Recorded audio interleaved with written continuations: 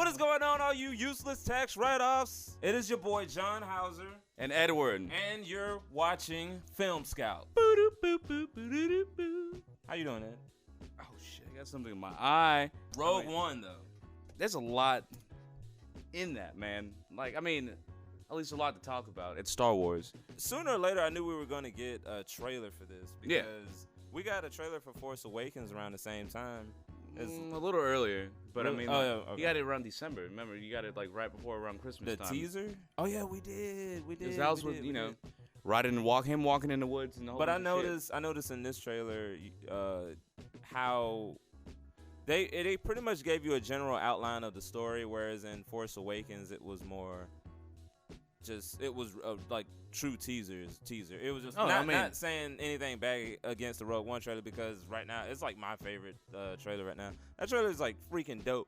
I especially love it because it is essentially like a prequel, right? It's set in the same time. I mean, it's in the same universe, but it takes place before, in between episode 3 and 4. So after Revenge of the Sith and before, like essentially right before A New Hope. Right. So all, you know, the pre-Death Star plans and all that. I got excited looking at all the old school like Stormtrooper. Yeah, you get to see the change in as far as like the clone troopers and everything that we knew from the prequels, and see even if they acknowledge anything of those. See how much you're really gonna take from that, and then you have a whole new atmosphere. It's a completely different feel, but it feels. It has a different feel, but it feels like when you're Star watching. Wars, I was about to say, but it feels like you're in that. Star but it's Wars from thing. a completely different perspective. You know, the army, the alliance, or like the rebellion. Excuse me. Like you have a completely different outlook from that, and it's just, you know, a whole new shred of characters. You got Forrest Whitaker, Donnie Yen. I completely forgot Forrest Whitaker was in this movie. When he showed up, I was like, "Oh snap, he's in this movie!" I forgot, guys. Ben Mendelsohn as your villain. He's the admiral guy in the white cloak. That shot of him just like posted. Oh, Shakespeare'd up. Yeah, he just needs a skull. That was super awesome. I like the one with him walking towards like this battlefield, and you just see just like his cloak just like spreading out on the water. Right. So he's the main baddie. I'm pretty sure. I mean, Disney has a lot just like invested in that, and they're just gonna, you know, throw their cards out when the time is right. They don't need to really do too much too soon, because the movie's gonna sell itself. It's Star Wars. Is it just me, or did it not get the impact it did when the Force Awakens trailer? Yeah, but think how long people have been waiting for that. Like, I mean, the movie will be fine. I know it will. I'm not doubting it at all, but hell yeah. It's also directed by was it Gareth Edwards? Gareth Edwards that did Godzilla, right? Yeah. Sweet. Every December, man. Every December, you're gonna get blessed with a Star Wars movie. That's the life we live nowadays. Like, can you imagine? God is good. God is great. And when is he good? All the time. I would marry Daisy Ridley and I would kill you. I would kill you. Our friendship. The picture though, with her and Mark Hamill, yes, that's gold. I'm just jealous. I'm both jealous and so happy for them. They look like they're having so much fun filming this movie. It's just ridiculous. She has the potential to be like a super up and coming. Like she can do a lot. She could be a big star. Well, she has a lot coming. Like, be like the next with her career. Next Jennifer Lawrence, pretty much, just having that huge impact. I think she can be the next Harrison Ford, female wise. Like, if she, depending on what character she plays and what route she decides to go with her films, like she can do a lot. Especially with the fact alone that like Warner Brothers is trying to like really like on the down low creep her into to play Lara Croft in a new Tomb Raider movie. Don't act like that's not gonna be fucking great, because all right. Look at the last games that came out. That game has set up the whole tempo for what you want in a film. So for y'all that don't know, I've played the first little remake that they made, and it was a great fucking game. Did not like it. It was just. It was. He didn't like it because it was too hard. It was. Oh man, he got so pissed off. Ridiculous. That game was the game was fine. It was fine. He got his ass destroyed. Just, way too much. I remember, Ed watched this controller's getting thrown. I used to get so pissed off playing that game because it would just be you versus the wild several people, like hundreds. Yeah, but that's the whole idea. And all you have is a boring arrow. Like, yes, that's it. It's Daisy Ridley as Laura Croft. All right, that's cool. I mean, she has the look. She's very attractive. She showed like she has the fucking acting chops and like as much as she was running around in Tomb Raider and all that. I feel like she just looks way too young though. She's not. How old is she? She's like 23. But she looks. She may look young, but I mean that's just the role they gave her in Star Wars. We've never seen her in anything else, so we can't really judge too soon. Daniel Craig was in the first Tomb Raider. Yeah. And I mean, I'm not gonna act like I was a fan of those movies, but I mean they can get a decent I like the cast. first one. As a matter of fact, fun fact. No. I had the hugest crush on Angelina Jolie. I mean that's great, but that's why you watch Mr. and Miss Smith. And I was so on board for this Tomb Raider movie. I followed this movie like heavy. I had like back when newspapers was the thing, young kids. But I remember like cutting out like the little posters or like the little reviews with the showtimes. I still have those. As of today is Sunday. New Suicide Squad footage. I am so stoked for this, especially with the last trailer. Last trailer was trailer was my favorite. That's probably my favorite trailer like to date. Wait, like, right what's now, that I hear, John? I hear something. I hear people talking shit already. Wait, no, who? Everyone, just wait. I mean, it's gonna be great, man. You have a solid. You cannot. Yes, it is not going to be a carbon copy of the fucking comic book movie, but you can appreciate it for what it is. That's another thing too. I think the idea of fans expecting a comic book movie to be by the bar, on point, as basically a copy of what the comic books was, or like they want a carbon copy, and it's just impossible. A carbon copy of what you have on the cartoon movie and stuff. I think that's just kind of it's unrealistic. Unrealistic. Two, where would the filmmakers have to use their imaginations and to use their talents and stuff like that? So whenever they switch things up in comic book movies, it's a comic book movie, like a cinematic universe. Yeah, so cinematic that's the universe movie film. That's Hollywood's movie version of it. So when it's an adaptation. Yeah. So this Suicide Squad trailer, man, and Suicide Squad in general, I don't know a damn thing about this, but I saw the movie, the cartoon movie or whatever, and that was fucking fantastic.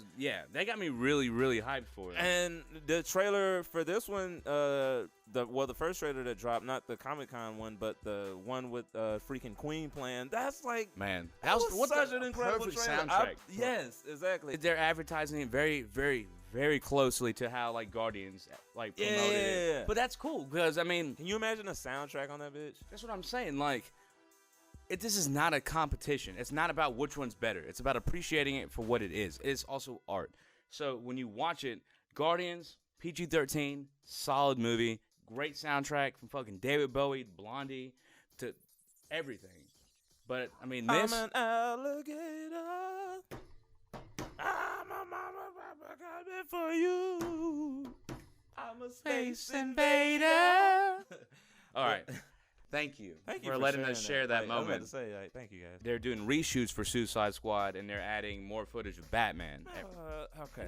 That's cool. That's fine. I will say this: as much as he's a connecting vein. What didn't they have at first that they have to add in now? That's what I'm scared of. Yeah, but now that you've actually finished shooting Batman, Superman, that's there. That's imprinted. So now, for sure, you can have a way of connecting that, but however that ended. But see, that's another thing too. And this is a studio's call. See, that's what I'm worried about, is them already having a perfect Suicide Squad movie as it is, and then some studio exec in the Hamptons somewhere watched Batman v Superman and was just like, "Yo, can you add this part too in there?" And that's what I'm worried about. That's a reasonable thing to worry about, but the thing is that Batman was great. We get it. As much as you said you saw the animated one, Batman had a large role in that. Not spoiling what exactly, because we don't know if his scenes are going to pertain to just flashbacks only, or they're going to incorporate, the after credit scenes now. There's a lot they can add with it because, Batman Superman's done. The ending has been released. You got everything in motion, so you can see what's going to happen with that. And this is so much they can do. Just because if everyone wants to see a scene with the Joker and Batman. Everyone wants to see that. Everyone wants to go ahead and get that over with because it's Jared Leto's. Because Ben Affleck's been very open about how fantastic Jared Leto's been, like as the Joker, and this is a commitment. This is a cinematic universe at the beginning. You're gonna have a existing relationship between the Batman and the Joker, film-wise, that's gonna progress through other films. No one's ever seen that. We're finally going to have a Doctor Strange trailer. Yep, that's right, John. Crickets. What? Crickets. What's wrong with Doctor Strange? Because people don't know who he is until they watch the preview. Then they're going to have their minds blown. No one knows who the fuck Doctor Strange is. Do you know what his powers are? Benedict Cumbersnucken or whatever. He's a cocky-ass surgeon that gets in a horrifying car accident and loses the ability to use his hands. So being a surgeon's not good anymore with mangled-ass fucking hands. So he becomes a wizard. So he goes to, like, fucking do his fucking wizard thing.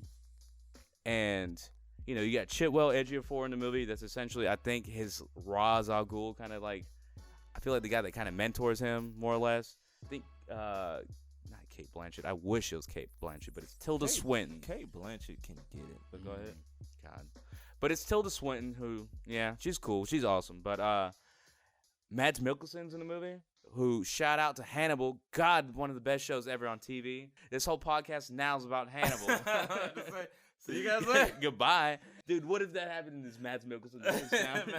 He just, oh, man. Oh. This is going to be the first Marvel movie to truly introduce a different perspective as far as, Guardians introduced a lot of space opera kind of thing. With this, you have magic being introduced in a different realm of just Marvel characters you can introduce into that universe, which is going to tie into Infinity Wars, which is going to be so badass. Charlize Theron? Why? She was officially casted in Fast 8. I did not know this. No, are you for real? Yeah. You just saw my genuine reaction. It's fine. They killed Paul Walker, so they're pretty heavy. What if they just continue his character? Like, and as movies go on, the CG just gets worse. That'd be fucking hilarious. He just looks like T-1000 the whole movie, just like the liquid. All right. Anyways, this shit's fucking stupid. Netflix recommendations. My Netflix recommendation is Little Rascals. This is a classic. If you haven't seen it in forever, watch that. Like, rewatch it. I rewatched it recently. I just rewatched it recently, and it's fucking hilarious. It's still a gem. It's still a gem, but like a lot of the things that those kids were doing and saying, where the fuck are your parents? Yeah, like they had no point in doing all that. They must have all been adopted. So yeah. If you like Spike Lee and you like Denzel Washington and Clive Owen, if you haven't seen it already, watch Inside Man. Fucking awesome movie. Yes, it is. And for all the kid in us, Animaniacs is also on Netflix. Ah, that's such a good show. Let's get an Animaniacs movie. Why not? Live action? No. That'd be creepy as fuck. Yeah.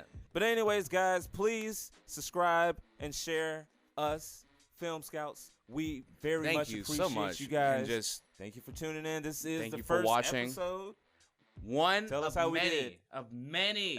Hit us in the comment section, and like I said, share this. Tell your friends. All of that. Anyways, I'm John Hauser. I'm Edward. We love you guys. Thank you so much, and we'll see you next week. Yeah. Next week. We will be there next week. Deucicles. Hey.